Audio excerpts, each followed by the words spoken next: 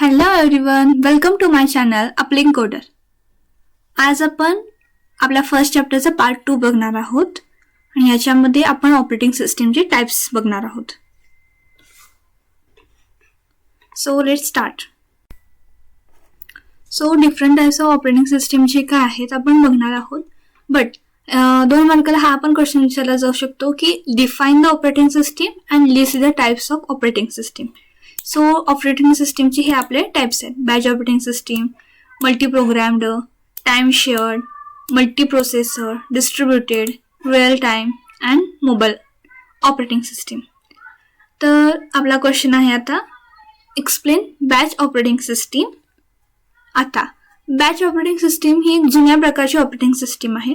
Basically आपण त्याची पहिला आयडिया घेऊया, काय आहे बॅच ऑपरेटिंग सिस्टीम.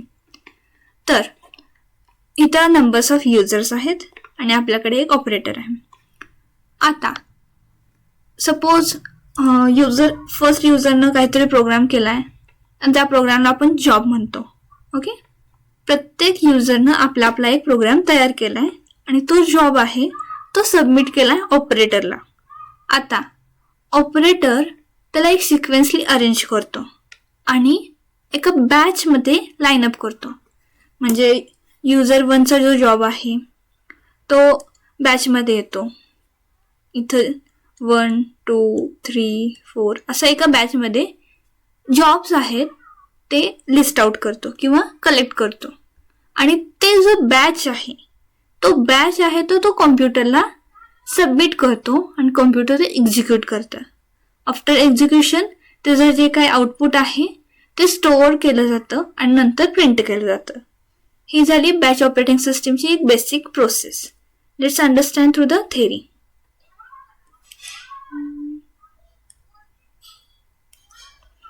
आता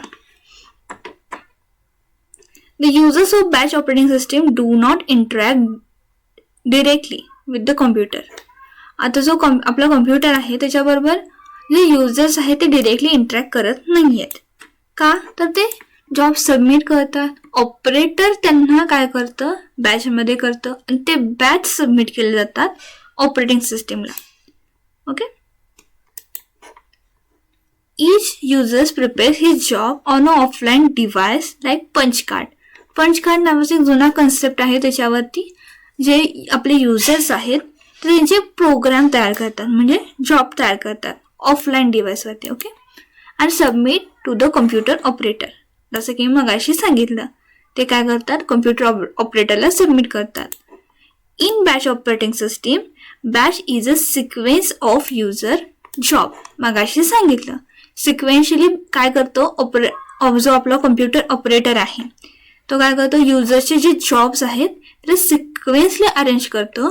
सो काय आहे बॅच, काय आहे a batch is a sequence of user jobs.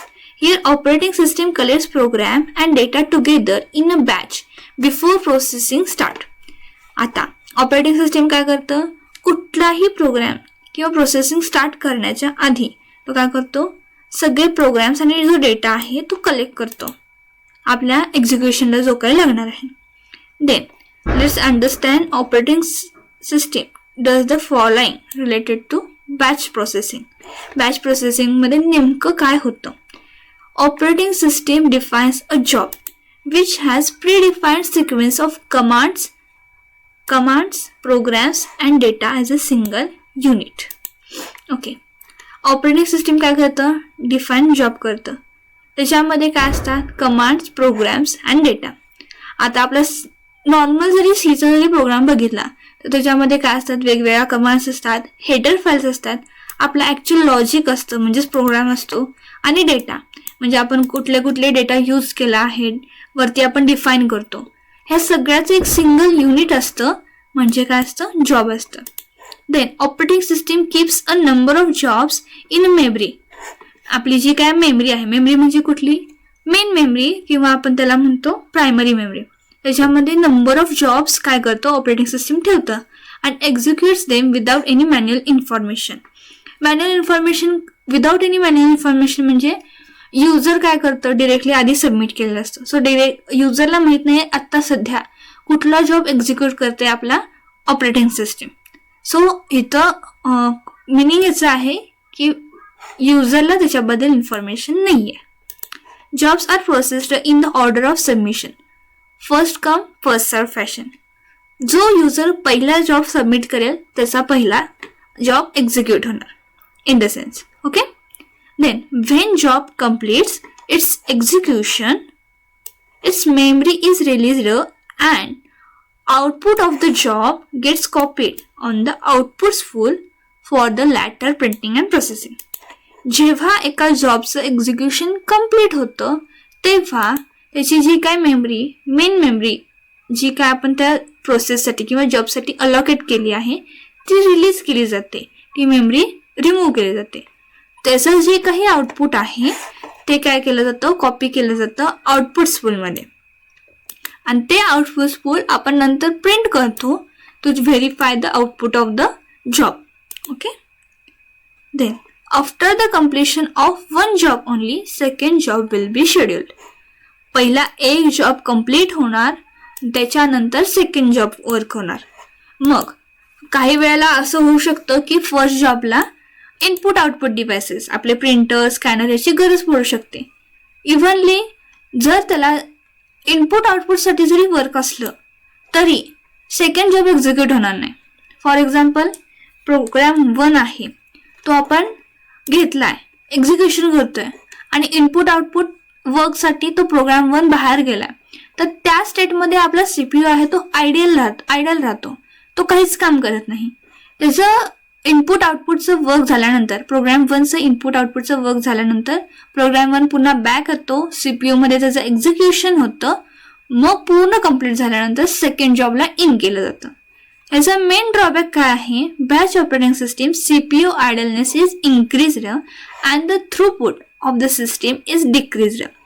म्हणजे आता मी मगाशी जसं सांगितलं की P1 जो नावाचा आपला प्रोग्राम आहे,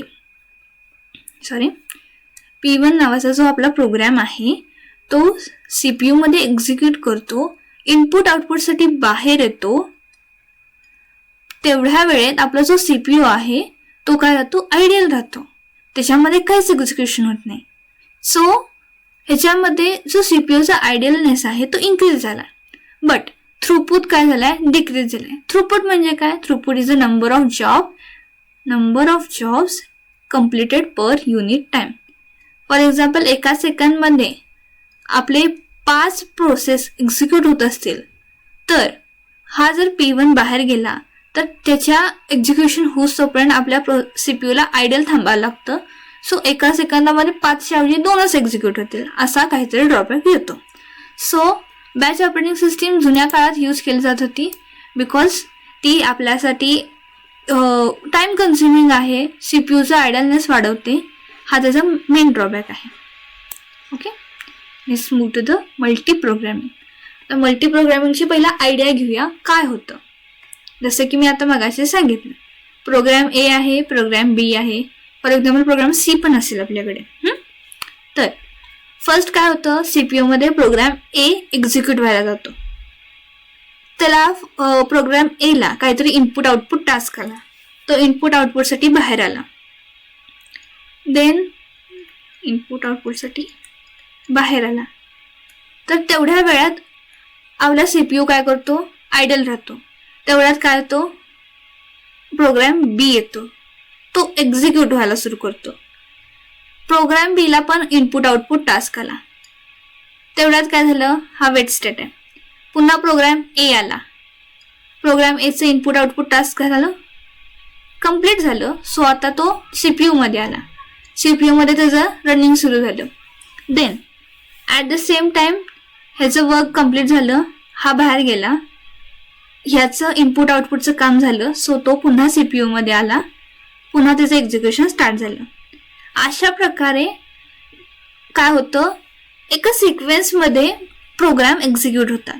आणि कंबाईनमध्ये बघूया आता. इथं कंबाईनमध्ये कसं, पहिला प्रोग्राम A रन झाला, तो त्याच्या इनपुट आउटपुटसाठी बाहेर गेला, प्रोग्राम B इन झाला. तो त्याच्या इनपुट आउटपुटसाठी बाहेर गेला, प्रोग्राम A इन झाला. तो त्याच्या एक्झिक्युशन कम्प्लीट झाला असेल, तो बाहेरच गेला. पुन्हा प्रोग्राम B आला, तो त्याचं एक्झिक्युशन कम्प्लीट केला, निघून गेला. अशा सिक्वेन्समध्ये काय होतं, CPU मध्ये एक्झिक्युशन होतं आपल्या प्रोसेसचं. सो आता let's understand the exact theory of this. In multiprogramming, more than one program resides in the memory at the same time. आता मल्टीप्रोग्रामिंग मध्ये काय होतं, मेमरी म्हणजे कुठली, आपली मेन मेमरी. त्याच्यामध्ये काय होतं, multiple programs at the same time exist करतात. Scheduler selects the job from the number of program and place it into the ready queue. आता रेडी क्यू नावाचा एक नवीन कन्सेप्ट आहे. रेडी क्यू म्हणजे काय, तर मेन मेमरी मध्ये एक क्यू असते ज्याच्यामध्ये काय असतात, मल्टिपल प्रोग्राम्स असतात. त्याला आपण रेडी क्यू म्हणतो. आणि जी रेडी क्यू असते ती असते मेन मेमरी मध्ये. Okay, ready queue is placed in the memory and the existence of more than one program in the main memory is known as multiprogramming. Okay, आता आपल्या ready queue मध्ये आपण काय करतो, शेड्युलर म्हणजे जो प्रोग्राम्सला सिलेक्ट करायचं काम करतो बेस्ड ऑन देअर साईज किंवा त्यांचं time required for the execution. याच्या बेसिसवरती तो काय करतो, शेड्युलर एक प्रोग्राम सिलेक्ट करतो आणि तो रेडी क्यू मध्ये टाकतो. आता रेडी क्यू काय होतो, रेडी क्यू हा प्लेस केलेला असतो मेन मेमरीमध्ये. मेन मेमरीमध्ये एक्झिस्ट काय करतात, मल्टिपल प्रोग्राम्स येतात. सो आपण काय म्हणतो, मल्टीप्रोग्रामिंग.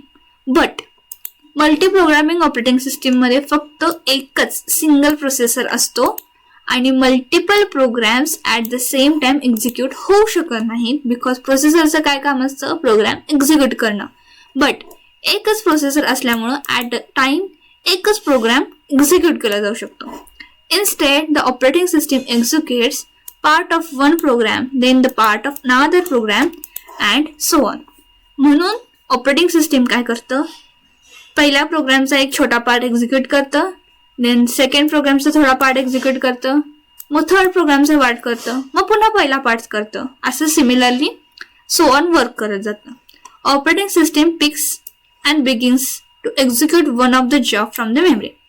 आता ऑपरेटिंग सिस्टीम काय करतं, रेडी क्यू मध्ये, म्हणजे रेडी क्यू कुठं आहे, मेन मेमरीमध्ये आहे, त्याच्यातला एक प्रोग्राम पिक करतं आणि त्याचं एक्झिक्युशन स्टार्ट करतं. Eventually the job may have to wait for the input output operation.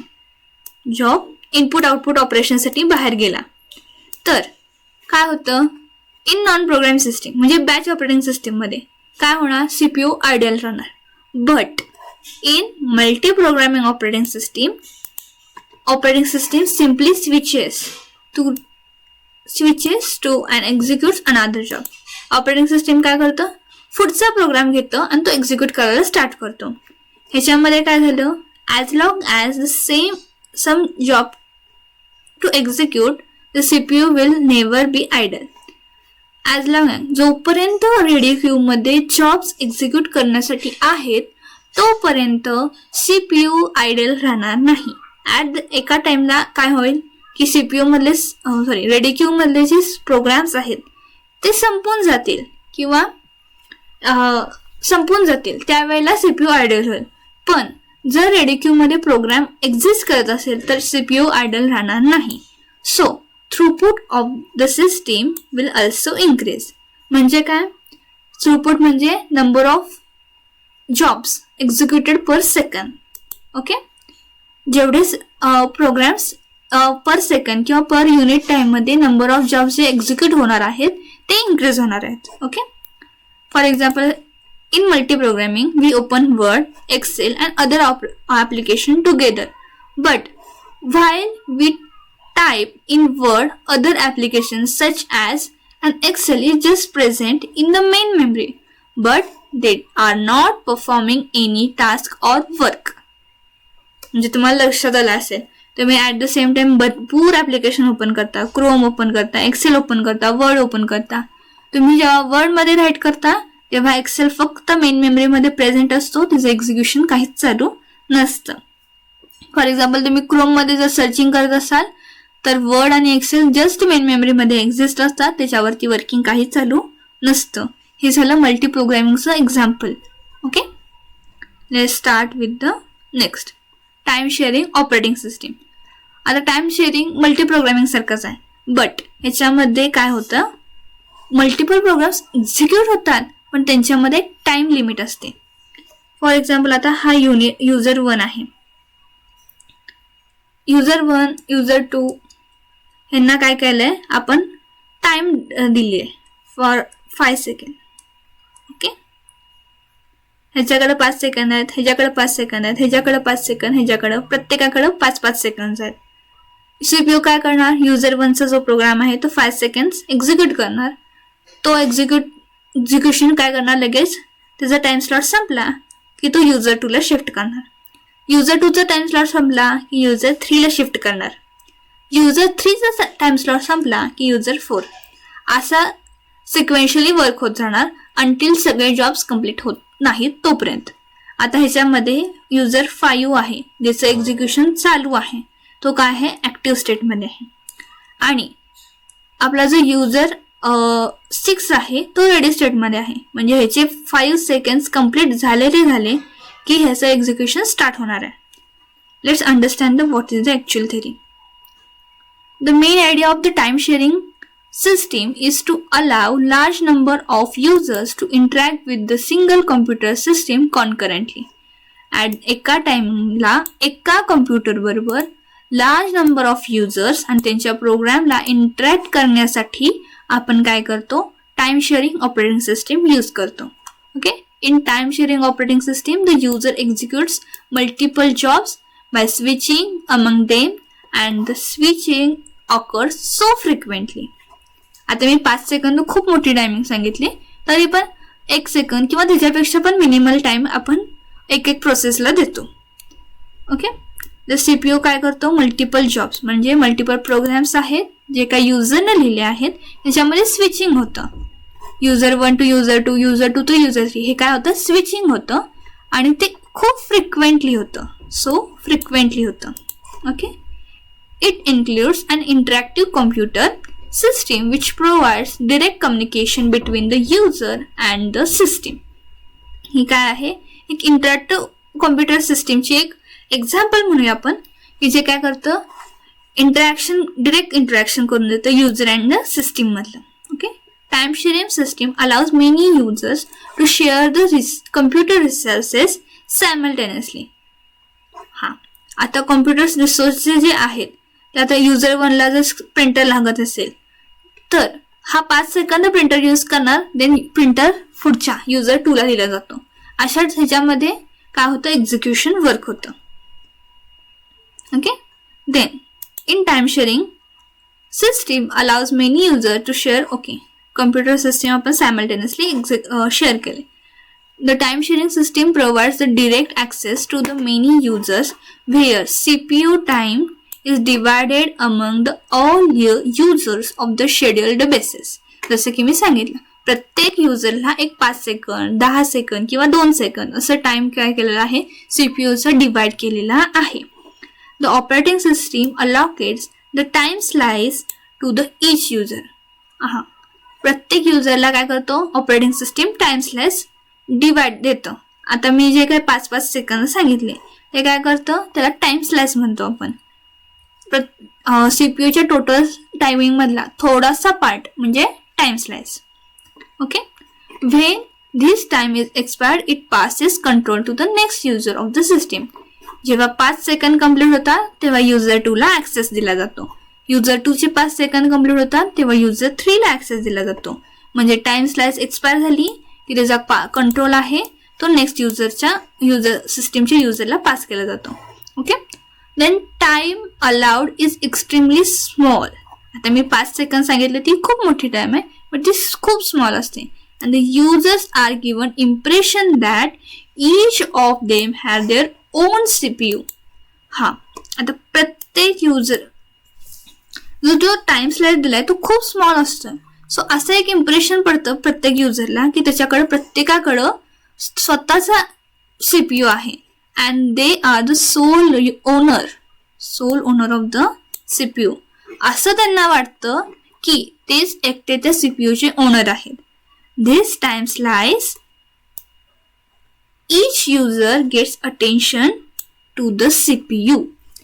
म्हणजे ह्या टाइम स्लाइस मध्ये प्रत्येक युजरला सीपीयूचं अटेन्शन मिळतं. सो काय होतं, प्रत्येक युजरला काय वाटतं, they are the sole owner of the CPU. Okay.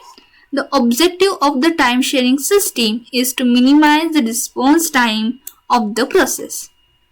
Okay. जे सीपीयूचं जे रिस्पॉन्स टाइम आहे प्रत्येक प्रोसेसला देण्याचं ते मिनिमाइज करायचं आहे. फॉर एक्झाम्पल आपण मगाशी बघितलं मल्टी प्रोसेसर किंवा बॅच ऑपरेटिंग सिस्टीम, त्याच्यामध्ये काय करत होतं, सीपीयू जेव्हा पहिला प्रोग्राम एक्झिक्यूट करतो तेव्हा तो दुसरा जो प्रोग्राम आहे तो सिस्टीममध्ये तसंच राहतो, तिसरा तसाच राहतो, चौथा तसाच राहतो. But in this time sharing काय करतं, हा त्याला थोडा वेळ देतं, मग थोडा वेळ एक्झिक्यूट झाल्यानंतर दुसरा एक्झिक्यूट होतो. जर तुम्ही बॅच आणि मल्टी प्रोग्रामिंग यूज केला तर त्याच्यामध्ये काय होणार, पहिला एक्झिक्यूट झाला शिवाय दुसरा एक्झिक्यूट होणार नाही. मग तुम्ही 15 सेकंद किंवा 20 सेकंद जर लागत असेल तर तेवढा वेळ ह्या सगळ्यांना थांबावं लागतं. बट रिस्पॉन्स टाइम म्हणजे काय, पहिला 5 सेकंद एक्झिक्यूट झाल्यानंतर म्हणजे ह्याचे 10 सेकंद शिल्लक राहिले. सपोज आपलं 15 सेकंदचं जे एक्झिक्युशन आहे, हे जर 5 सेकंद झाल्यानंतर ह्याचे 10 सेकंद शिल्लक राहतात, तरी पण हे जर काय होतं, शिफ्टिंग होतं, स्विच करतो सीपीयू युजर 2 ला, हे जे 5 सेकंद एक्झिक्यूट करतो, देन युजर 3 ला 5 सेकंद देतं. अशा प्रकारे जो रिस्पॉन्स टाइम आहे तो काय करतो, मिनिमाइज होतो सीपीयू थ्रू. ओके. आता हे जो एक्झाम्पल आहे ही डायग्राम काढाच तुम्ही. देन याच्यामध्ये काय आहे, the user 5 is active but user 1, 2, 3, 4 are waiting state. user 5 हा ऍक्टिव्ह आहे बिकॉज त्याचं काय चालू आहे, एक्झिक्युशन चालू आहे, आणि 1, 2, 3, 4 जे आहेत ते युजर्स आहेत ते वेटिंग स्टेटमध्ये. As soon as the time slice of the 5 is completed the control moves on to the next ready user that is user 6.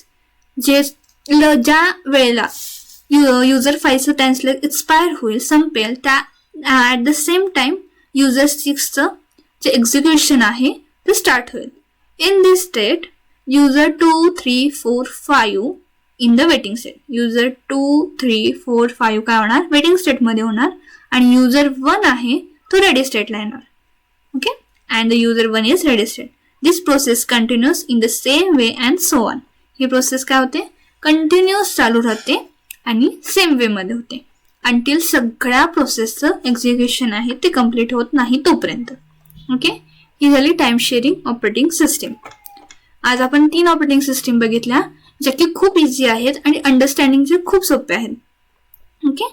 आता उरलेल्या ज्या टाइम ऑपरेटिंग सिस्टीम आहेत, multi processor, distributed, real time आणि mobile, ह्या चारही पण सोप्या आहेत. बट मल्टी प्रोग्राम आणि मल्टी प्रोसेसरमध्ये खूप कन्फ्युजन होतो. सो मी तो नेक्स्ट व्हिडिओमध्ये कंटिन्यू करेन. Thank you so much. आणि गाईज, आपल्या चॅनलला सबस्क्राईब करायला विसरू नका.